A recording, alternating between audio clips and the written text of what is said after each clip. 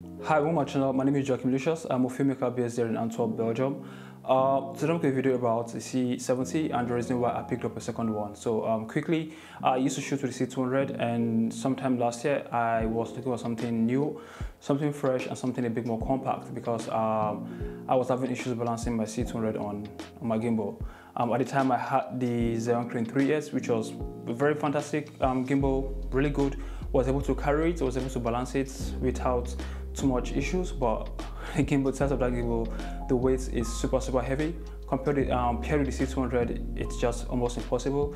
And generally, I'm not the kind of guy who shoots with all the vest and supporting hands and all those stuff. I like to keep it very compact and simple because I realized that I am actually more creative and have to think less about those gadgets and all that. So I was looking for something new. I was almost going to get the red Komodo. I was looking at also the Sony A7S III as well too, but I didn't want to go from a C200 to the Sony A7S III because that felt like a downgrade to me. That does not mean the Sony A7S III isn't a good camera, but I just didn't like the fact that I was shooting with a mirrorless camera. I wanted to stay in the cinema line. C70 was out as a then as well too, and that was the closest best thing I would say, or the freshest kid in the block as a then. So I went for it. I wasn't really sure, to be honest with you, so I picked up one C70.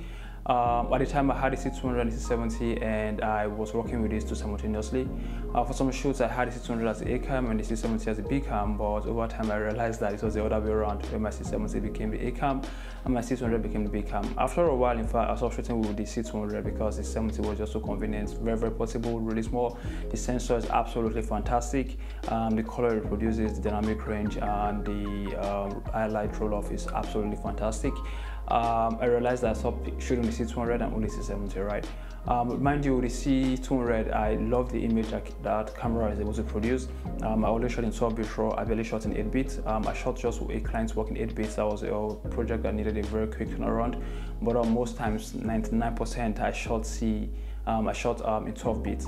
I didn't have issues with storage or anything. The main reason why I switched to 70 was mainly for the form factor. I wanted something newer as well too, because I was changing my whole system, and I'm mainly into documentary work these days where I use multiple camera shoots, and I didn't like the whole idea of having two different cameras. It could be from the same brand as well too, but having two different cameras was just not my, two different cameras from the same brand was not my cup of tea.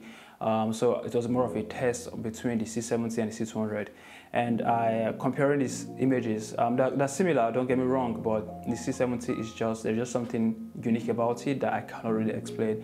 And I think a lot of C70 owners as well too can kind of attest to this. So I saw the C200 after a couple of months, about 5 or 6 months. I picked up a second C70. So I've owned C70 for I think 5 months now.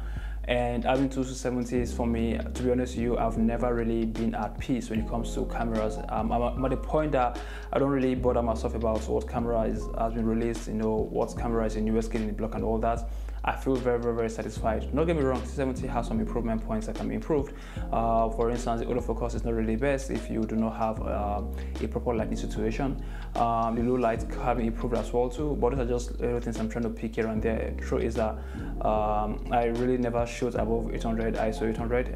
The highest I think I've gone, and that was just for one project, was I think 1600. But generally, I like to let my scenes. I like my scenes controlled, or I'm shooting daylight and stuff like that. I'm the kind of person that wants to go shoot in pitch black just to test the low light of a camera or something.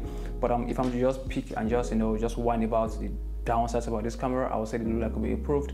The autofocus could be improved as well too. Comparing this to the US R3 or R5 or even R6, I think autofocus lags behind, but that does not really matter because this is a cinema camera, and I mean, God bless us, these days we have cinema cameras with autofocus, which is not the norm, but the autofocus of this camera is equally good, but can be improved.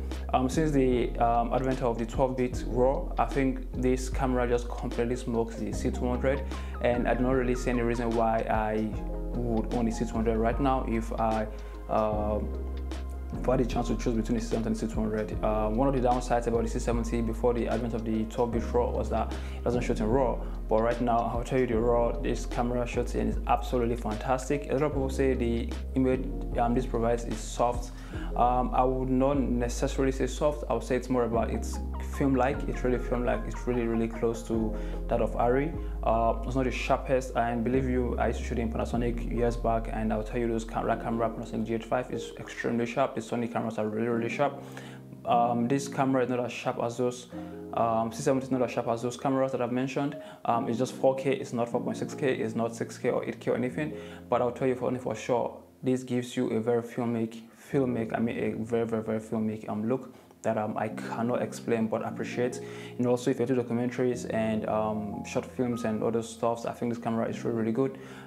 If you're doing more stuff like music videos where you need those vibrant, sharp and other stuff, this camera can provide it as well too. The 12-bit RAW from this camera actually is really good. It's actually very sharp. Sometimes I find myself reducing the sharpness, but I think you should go more towards the Sony and the Panasonic and whatever you have out there, or the Red as well too. But if you're more to documentary, when the camera can just pick up and literally with a flick of a button, you're able to shoot really fast, and it's modular. It's also commands respect when your client says it's not a mirrorless camera. You know, I think 70 something you should go for. So I think if you want a very crispy image, extremely crispy image, and you shoot in the 12-bit RAW, that image is quite sharp, I would say. But again, generally I do not really like extremely sharp digital high resolution 8K 12K, whatever you want to call it. I'm not really into that. The reason why I picked this up is because of the modular form factor, the beautiful, I cannot stress it enough, the very beautiful sensor and the film-like image this sensor produces, as well as the ease of use. This camera comes with everything you need.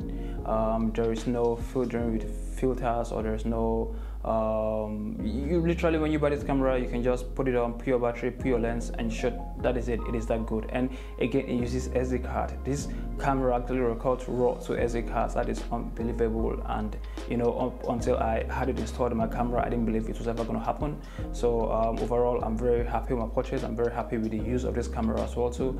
And I would say anybody who wants to pick up this C70 over any camera, including the Komodo for instance, or any other thing out there, especially if you're already invested into the Canon ecosystem, I would say go for it. You will not regret it. And of course, like every other camera, right, you need to know how to work it. You need to know in what conditions are optimal for it, and you also need to know how to work with the files themselves. So guys, this is all I have to say for this video. If you learned anything from this, if you like what I said, please give me a thumb up, subscribe my channel, click that bell button so that whenever I upload a new video, you get to see it. And until next time, I wish you good morning, afternoon, evening, wherever you are. Keep creating, and most importantly, stay safe. Peace out. Ciao.